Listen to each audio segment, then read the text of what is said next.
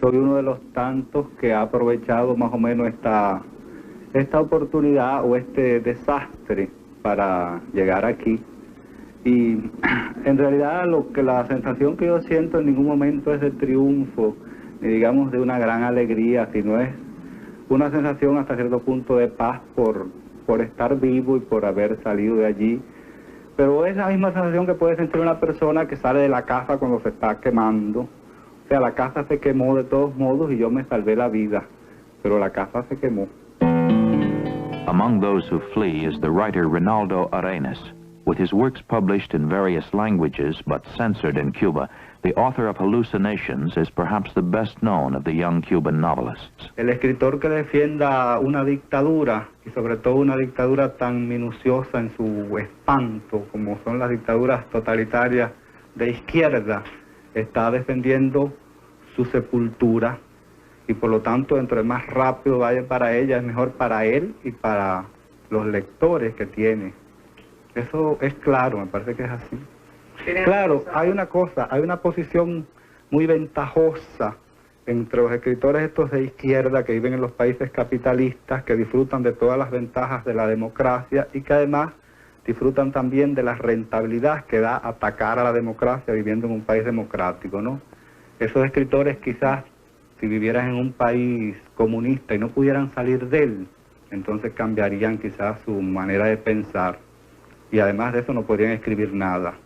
O sea que hasta cierto punto para nosotros que padecimos todo aquello es indignante que un señor que goza de todas las seguridades que da la democracia se complazca en atacarla y además se enriquezca atacándola.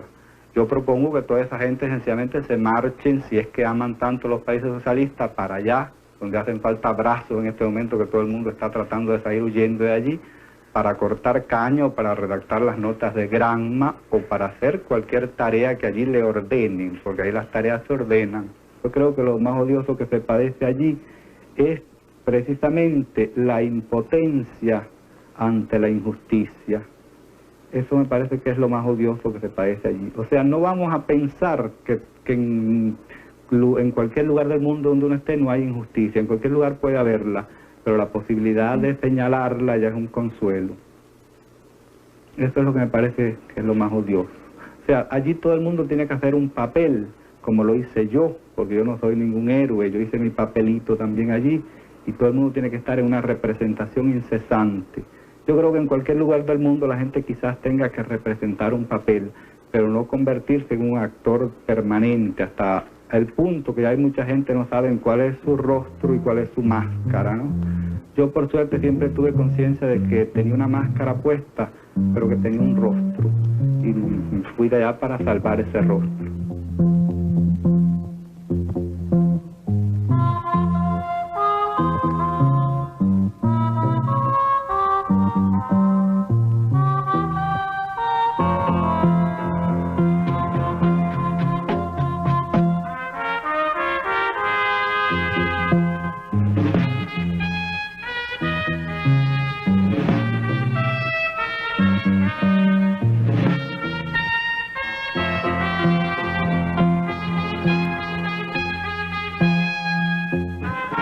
Je m'appelle Reinaldo Arenas, je suis né à Cuba, je crois qu'il y a 40 années. Ma famille et moi, ne sommes pas bourgeois, même petits bourgeois, nous sommes paysans, très pauvres paysans. Ma famille n'a jamais, par exemple, a connu la ville, la cité. C'est-à-dire que nous sommes très pauvres avant la révolution. C'est pour ça que j'ai aidé à Castro dans la guérilla. In 1965, Reinaldo Arenas won the National Literary Award for his novel, Celestino. This was the first and last of his books published in Cuba. So Arenas smuggled his manuscripts out of the country, incurring Cuban authorities' displeasure. In 1974, he was sentenced to 18 months confinement in Havana's El Moro prison. In 1980, taking advantage of the confusion caused by the great exodus from El Mariel, Arenas left Cuba. Yo estuve en el Morro prácticamente el año completo, pero la prisión del Morro a partir de 1979 fue cerrada, porque parece que resultaba demasiado escandaloso que hubiese una de las más sórdidas prisiones en Cuba frente precisamente a La Habana y en la misma entrada del puerto de La Habana, donde pasaban todos los barcos y donde incluso era un lugar turístico.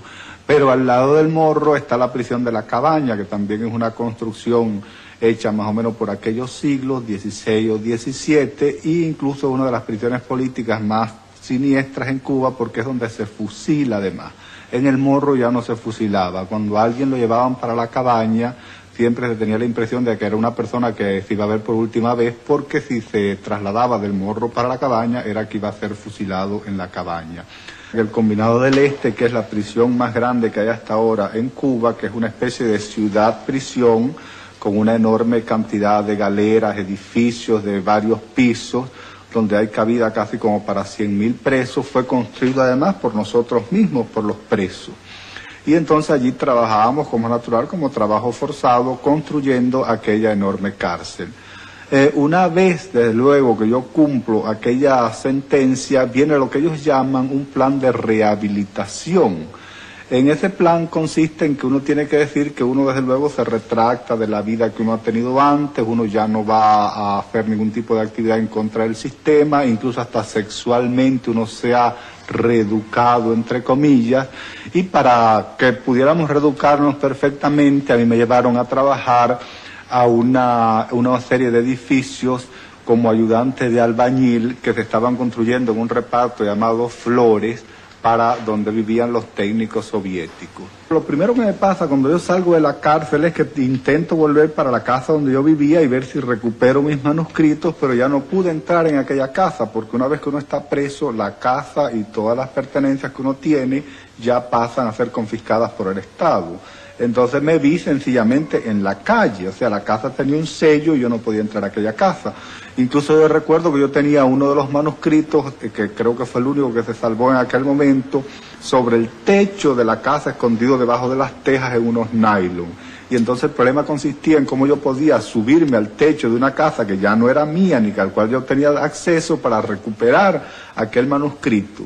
Y, en fin, en una noche con varios amigos vigilamos y yo me subí al techo de la casa y cuando subí, aunque parezca increíble, ya el manuscrito no estaba allí. O sea que ellos habían registrado hasta el mismo techo de la casa. Cuando yo salgo de la cárcel, aunque parezca increíble, era precisamente en el momento en que yo era más conocido en el extranjero, en el momento en que se traducen mis libros al francés y a más de 10 idiomas. Y sin embargo, en ese momento es cuando yo soy en Cuba una no persona, no tengo ni siquiera una máquina de escribir y ni siquiera un cuarto donde poder escribir. Vivo como un vagabundo pidiendo que me dejen dormir una noche en casa de alguna amistad y en otro lugar. Y sencillamente la gente que viene a preguntar por mí no le dan razón de que yo existo. En ese momento yo creo que yo paso a encarnar un típico personaje de Orwell, soy una no persona. José Napoleón Oropeza, que es un novelista conocido y ha publicado como 5 novelas en España y en Venezuela, llega a Cuba y se presenta a la Unión de Escritores y Artistas de Cuba y le pregunta a los funcionarios de allí, a Guillén y otros funcionarios, que quería ver a Reinaldo Arenas, y le dicen, no, aquí no hay ningún escritor que se llame Reinaldo Arenas, y le enseñan la lista de escritores donde efectivamente yo no aparecía. Entonces va a la Casa de las Américas, y en la Casa de las Américas se entrevista también con otro funcionario que dice, usted está equivocado, en Cuba nosotros no tenemos ningún escritor que se llame Reinaldo Arenas. Finalmente va a ver a Lezama Lima, y Lezama Lima con mucho miedo, eso es el testimonio directo de Napoleón Oropeza, le cuenta ya en la ventana, dice, mejor es que usted no indague más por Reinaldo Arenas, porque Reinaldo Arenas está preso o acaba de salir de la cárcel. Cuando Fidel Castro habla, incluso cuando pronuncia o publica aquellas leyes que condenan a los mismos homosexuales o a cualquier ser humano, esos seres humanos tienen que ir a la Plaza de la Revolución y aplaudir aquellas leyes. O sea que es increíble que aquellas leyes por las cuales a lo mejor vamos a ir al campo de trabajo forzado o a la cárcel, nosotros tenemos que aprobarlas y aplaudirlas. Todo ser humano tiene que hacer esa simulación porque uno depende del Estado. El Estado es quien le da a uno trabajo, el Estado es quien lo puede meter en la cárcel o quien le puede dar la posibilidad de que uno pueda entrar, por ejemplo, a estudiar en una universidad, el que puede que uno pueda mejorar su empleo. Es decir, que todo ese tipo de leyes delirantes llevan a la persona a un estado paranoico. Y, por ejemplo, si esa persona en ese estado paranoico, con la ley de la extravagancia, la ley contra la vagancia, la ley del diversionismo ideológico, la protección sexual y normal del desarrollo de la familia, intenta irse del país, pues entonces hay otra ley que se llama la ley de las salidas ilegales del país. Es decir, que si usted intenta irse en una lancha, en una cámara, nadando como pueda o en un avión, sencillamente está yéndose ilegal del país, se llama salidas ilegales y es condenado a 5, 6 o 4 años. Tu canal 23.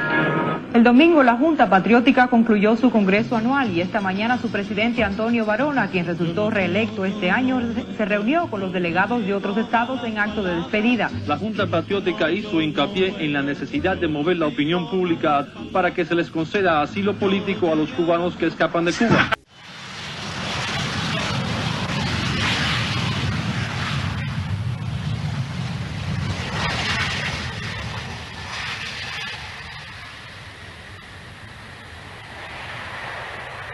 Yo aquí no tengo ninguna nacionalidad, es muy simpático, porque yo en Cuba era lo que se llamaba una no persona, es decir, alguien que no existía, no tenía trabajo, no tenía nada, lo único que tenía un carnet de identidad en blanco, y aquí el estatus que me has dado el Departamento de Justicia es el stateless, es decir, que yo desde el punto de vista legal no existo, estoy en el aire y no tengo ningún país. Mi nombre es ahora, por el momento, Reinaldo Arenas, soy un escritor cubano, exilado, vivo en Nueva York. Bueno, me dedico a escribir y a sobrevivir, soy una persona, digamos, lo que aquí se llama disidente en todos los sentidos, porque no soy religioso, soy homosexual y a la vez soy anticastrista, es decir, que yo creo que reúno todas las condiciones para que no se me publique nunca un libro y para vivir al margen de toda sociedad en cualquier lugar del mundo. Entonces, pues bueno, esa es mi vida. Vea, mi vida no, porque es muy larga. A veces me recuerda mi etapa de campesino, que hay una historia que siempre cuento cuando yo era guajiro. Bueno, me dijo que lo seguiré diciendo, que cuando nosotros íbamos caminando por un río, se apareció un hombre muy lindo con un sombrero y tenía un pelo rizo, un hombre muy bello. Yo tenía nada más 5 años. Pero aquel hombre se acercó donde yo iba con mi madre y mi madre se enfureció y le decía horrores, hijo de puta, canalla, vete, y le empezó a tirar piedras. Pero a pesar de todas aquellas pedradas, el hombre se acercó a mí, se metió la mano en el bolsillo y me dio 2 pesos, cosa que en aquella época era un capital para un guajiro como yo, que tenía 4 años, estoy hablando de los años 48. Y después mi madre empezó a llorar, el hombre se fue porque mi madre le tiró unas piedras terribles, estábamos al lado de un río y le tiró todas las piedras que aparecían a la orilla del río. Y cuando llegamos a casa de una de mis tías, que mi madre iba llorando, yo me enteré que aquel hombre era mi padre. No lo volví a ver más, nada más tengo esa imagen de los 2 pesos que me dio, que por cierto mi tía me los pidió prestado y no me los volvió a pagar. Y de ese señor que se apareció y desapareció inmediatamente y me dio aquellos 2 pesos. Bueno, aquí lo que yo como, lo casa más rápido. Esto es una cosa que me preparé aquí mismo con comida de niño. Estos son malangas y aguacates y espinacas. Y como mucho, esto es papaya, que nada más la soporto así en compotas. Y estos son comidas de niño, sí, completamente. Yo creo que debe ser que yo no he perdido mi condición infantil, porque yo sigo siendo un niño, desde luego, y hago la misma vida de siempre. Me gustan mucho los juegos, me gustan mucho las bromas y me gusta mucho el mundo infantil. Y además es mucho más práctico, porque una persona sola, pues comer comidas de niños son menos dañinas, más agradables, muy fácil de preparar. Yo estoy escribiendo una novela, por ejemplo, y abro una compota, lo que se llama aquí un baby food, y me lo preparo en 2 o 3 minutos y ya nada más. Esto aquí así. Estamos armados para allá. Yo siempre cuando vengo a Miami, no vengo a la ciudad de Miami, que es una ciudad realmente espantosa. Entonces yo siempre vengo para la playa y precisamente para esta zona, que es la zona más peligrosa. Tal vez porque a mí me gusta mucho vivir siempre al borde del peligro. Es emocionante saber que a lo mejor al salir de la calle me van a clavar un cuchillo o me van a violar, cosa que ya es difícil que a estas alturas desgraciadamente me suceda. Pero bueno, siempre es interesante vivir en esta zona. Yo siempre vengo desde hace 10 años casi a esta zona y muchas veces a este mismo hotel.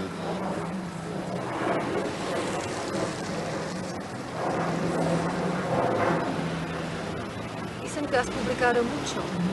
He escrito como unas 8 o 9 novelas ya publicadas y desde luego en Cuba solamente publiqué una, pero todas las demás se publicaron en el exterior. Ya en los años 70 la situación se hizo mucho más difícil para mí y para todos los escritores cubanos porque la persecución se institucionalizó.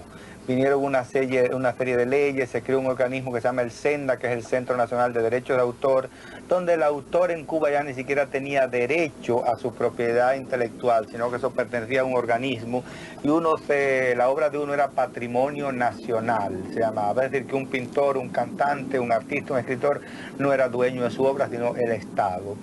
Yo desde luego seguí escribiendo y publicando mis novelas en el extranjero. En Cuba siempre me censuraron y no me los publicó porque mis libros nunca eran una oda al régimen, siempre tenían cierto sentido crítico del régimen y por lo tanto jamás me los publicaron.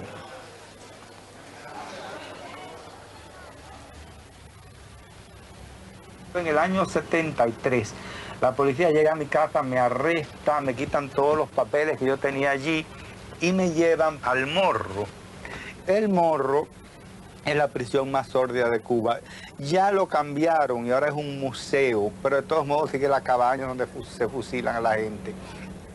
Entonces en el Morro yo estuve unos 2 años y la situación allí era terrible porque a mí no me pusieron con los presos políticos, en los cuales hay cierta clemencia. Yo fui con los presos comunes. Me lanzaron como un caso común, aunque evidentemente lo que aparecía en mi causa, además de la cosa homosexual y todo, la cuestión de que había publicado una serie de libros en el extranjero, daban los detalles de los libros, que yo era un enemigo del régimen, bueno, todas las cosas más insólitas. Aparecía un enorme informe que había enviado la misma UNEA sobre mí. La misma gente que me daban palmaditas en el hombro, como Nicolás Guillén, era administrador de la UNEA, y todas las otras gentes, hicieron un informe terrible. Y allí en el Morro sobrevivir fue muy difícil, porque eran asesinos que se mataban por cualquier cosa. Y mi situación con aquellos asesinos fue difícil. Cuando ellos se enteraron que yo era escritor, me tomaron un cierto respeto, no porque respetaran la literatura, sino porque dijeron, ay, te necesitamos para que nos escribas cartas a nuestras mujeres o a nuestros amantes. Y entonces yo siempre era el escritor del Morro, que siempre le escribía a ellos, y más o menos sobreviví en ese tiempo.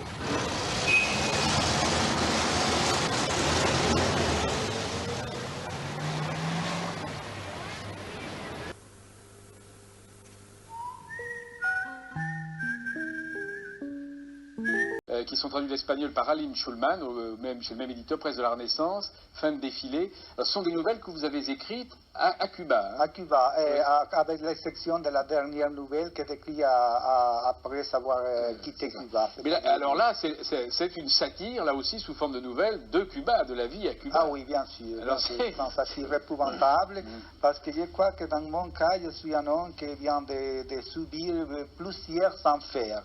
Pas une seule, oui. Beaucoup. Par exemple, l'enfer quand je suis un enfant, un paysan, avec une situation si misérable, si pauvre, il faut travailler très dur pour survivre dans l'année 45, 48 par exemple. Après, je suis guerrillero avec Fidel Castro dans la Sierra Maestra. C'est une situation très difficile parce qu'on risque peut-être d'avoir tué pour les soldats de Batista. Et après, une fois que Fidel Castro a le pouvoir, j'ai devenu un prisonnier de Castro aussi. Oui. C'est-à-dire, je crois que c'est pour ça, c'est sans de l'humeur, pour se manquer de presque tout, que j'ai subi tout ça. Et vous cherchez la porte? Et dans ce moment, j'ai cherché la porte, j'insiste dans vraiment à la chercher. Et l'avez-vous trouvée? Non, je ne la trouvais pas. Vous ne la trouvez jamais. Mais la porte, pour moi, c'est les pages blanches. C'est cette sorte de pages blanches que j'ai écrites, c'est pour moi l'écriture. C'est pour ça qu'il m'intéresse beaucoup la machine écrite.